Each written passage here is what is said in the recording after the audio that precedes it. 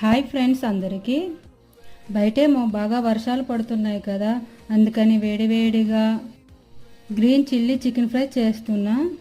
ఏంటి శనివారం చికెనా అనుకుంటున్నారా? ఇది నిన్న చేసిన వీడియో ఫ్రెండ్స్. ఆనియన్స్ ఫ్రై అయిన తర్వాత మనం ముందుగానే కలిపి పెట్టుకున్న చికెన్ని అందులో వేసుకొని బాగా కలపాలి.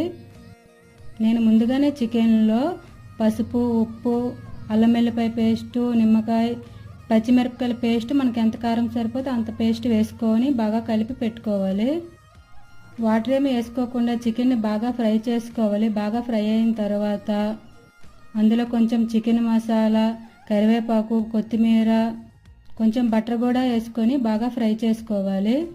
ఫ్రై అయిన తర్వాత మన చికెన్ ఫ్రై రెడీ. మేమైతే దానికి కాంబినేషన్గా చపాతీ చేసుకున్నాం. టేస్ట్ అయితే చాలా బాగా వచ్చింది. మీరు కూడా ఒకసారి ఇలా ట్రై చేయండి, చాలా బాగుంటుంది. Bye friends.